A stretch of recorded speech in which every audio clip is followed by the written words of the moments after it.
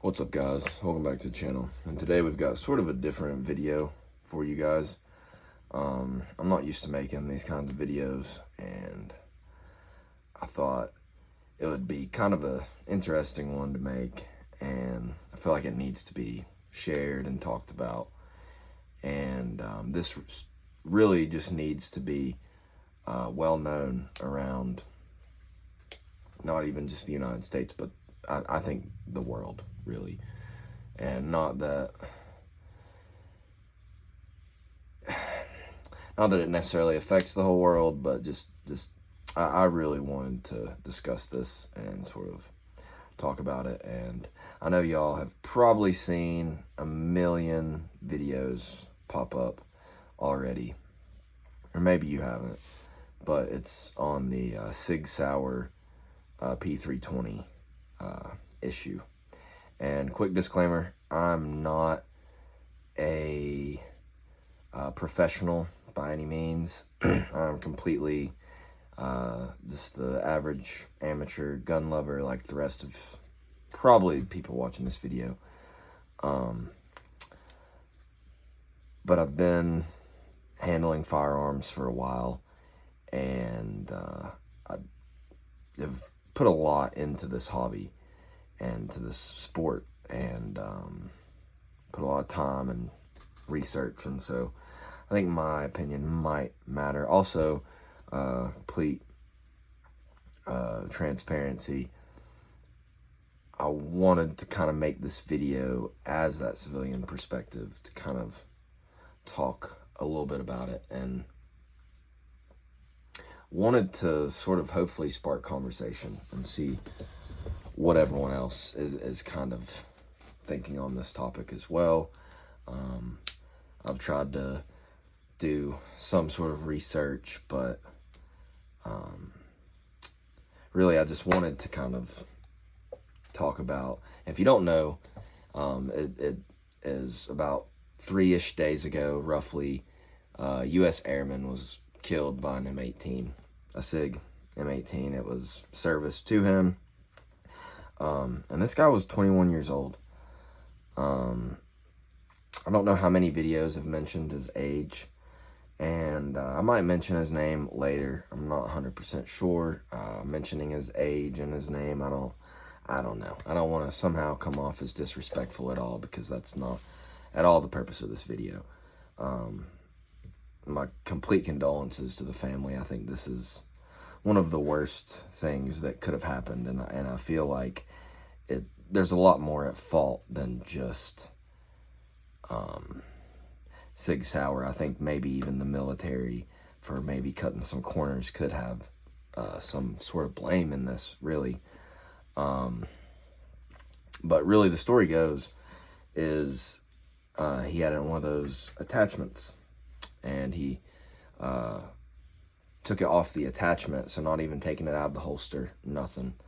He set the whole gun inside holstered on a desk, I'm assuming, or something in front of him, and I'm assuming it was pointing towards him, and the gun seemed to have malfunctioned. That's the story we're getting, and just went off in the holster, sadly taking his life. And I think that's a huge deal, and we're kind of going to get into what essentially that means. I know that the Air Force has completely gotten rid of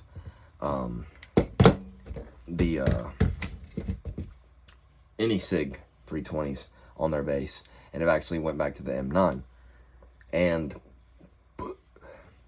the M9 has an amazing track record as far as military goes, and some law enforcement, and really great track record in civilian use. The gun just runs, and there was not really any misfires I could find.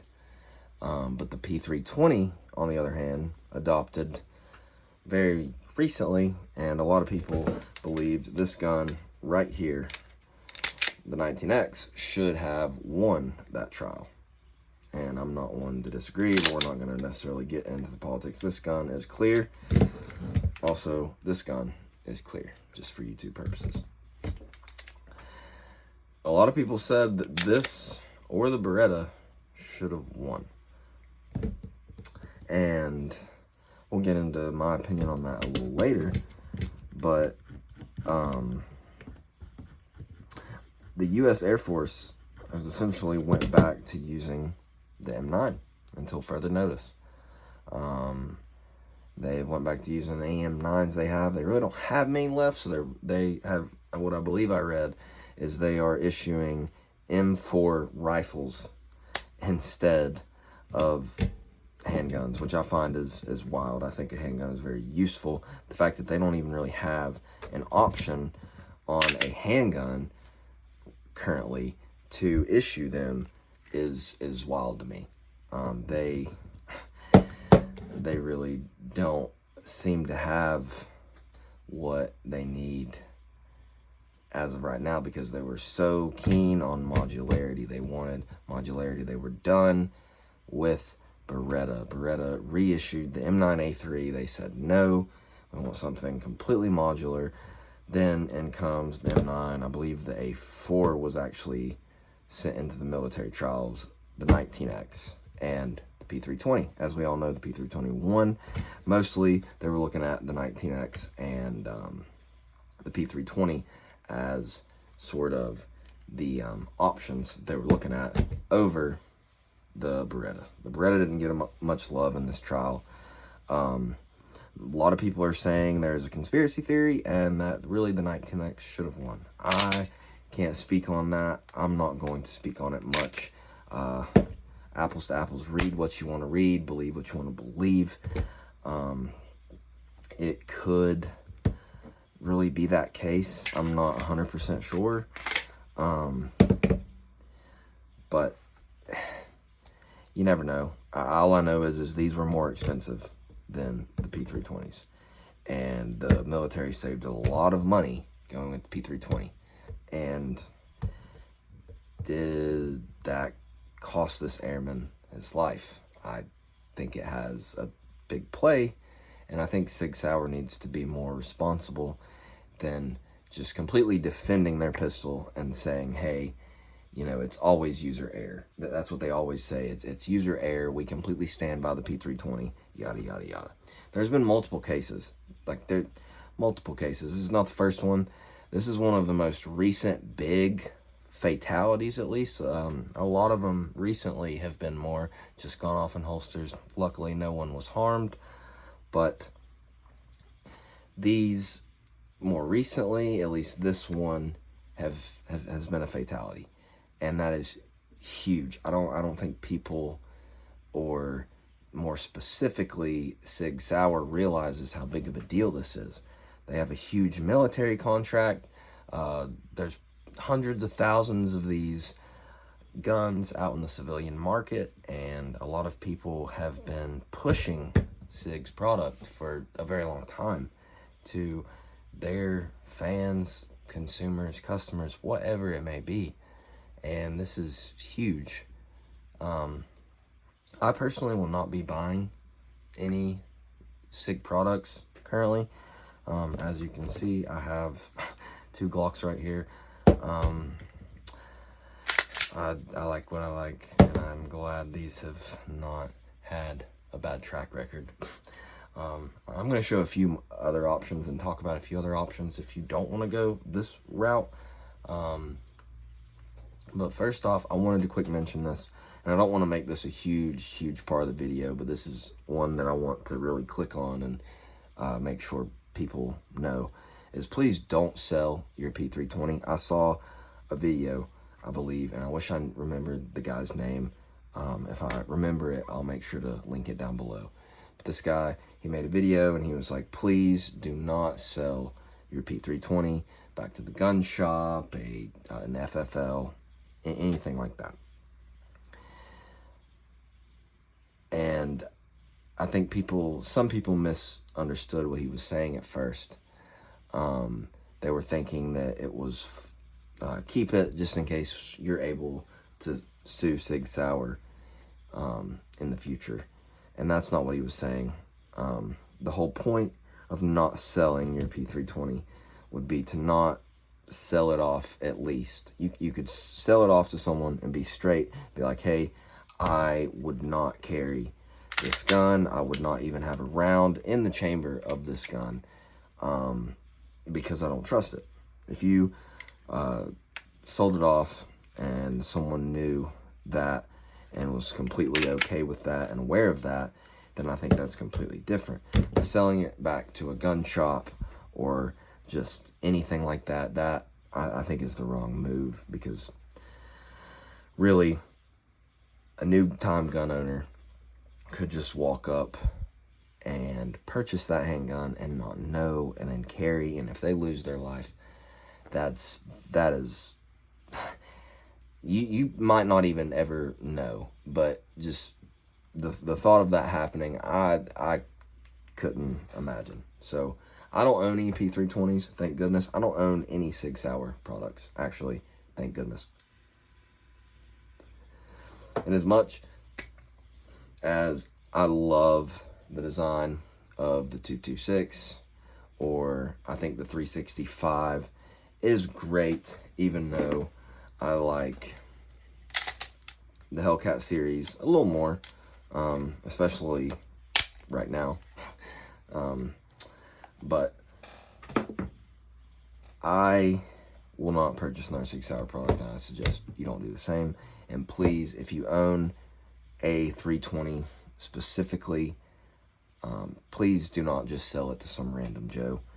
It is not worth it, and just hold on to it, and maybe you will receive some sort of buyback for it, or some sort of compensation for it in the future. But I seriously would not put anyone else's life at risk just to make some money back on that gun. And I'm going to be honest, you're not going to make much back on it anyways. A lot of gun shops, at least I've heard, probably not going to buy it back. P320s have been having issues for a while, and so they've left just a sort of sour impression on a lot of people / gun shops, and a lot of people will not pay top dollar for those guns anymore.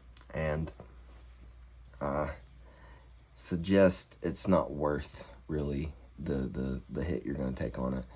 The few $100 or whatever you're going to make on it, it's just not worth it. So now we're going to talk about a few other options in case you have a P320 and you necessarily don't want to carry it anymore. You want something else, and maybe you want to look at purchasing just a different manufacturer. So obviously I have Glock sitting on the table, but there are other options, of course, and reliable options that I don't think will absolutely break the bank or kill you, but they're definitely reliable and have a good track record, and that's the big deal. So Glocks, if you want to be simple, go Glock. It's the simplest firearm you can possibly own. They're easy to do maintenance on, yada yada yada. Next up, we got the Springfield. If you want another pretty simple mechanical platform that's reliable as all get out, I've not seen really any hiccups out of these Hellcats, whether it be the regular, standard, or the Pro. They have the comp model out, which is cool if you're recoil sensitive.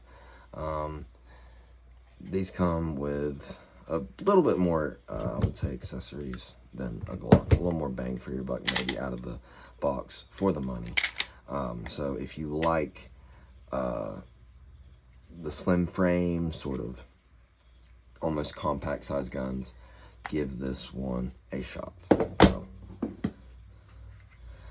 also, gotta shout out Smith & Wesson. They make a lot of great compacts and full sizes.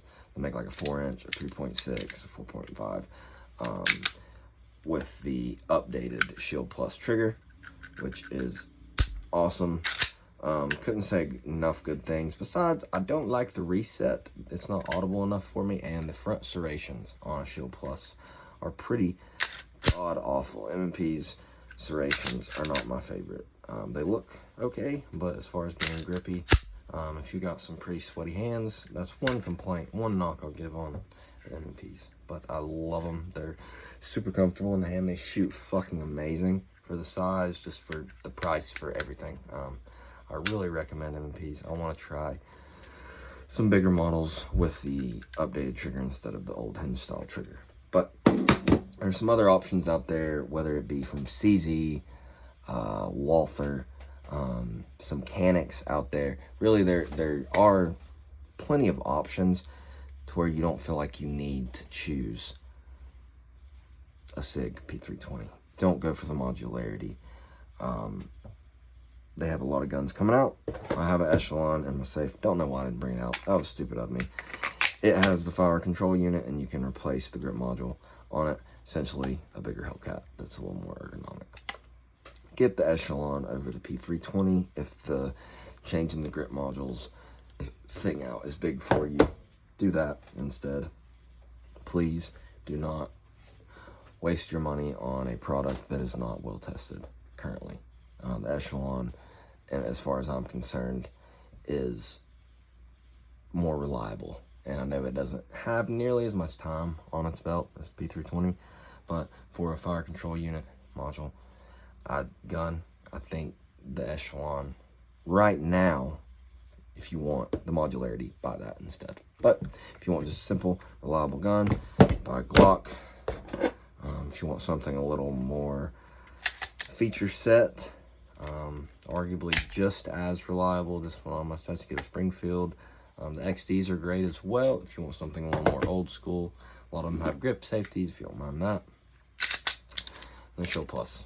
Love M&Ps. Get you an M&P. They're not going to be as modular, but get you one of these. They're all going to be more reliable than sadly the gun that our military chose to carry. So thank you guys for watching. I'm going to cut this video just so it don't get too long-winded.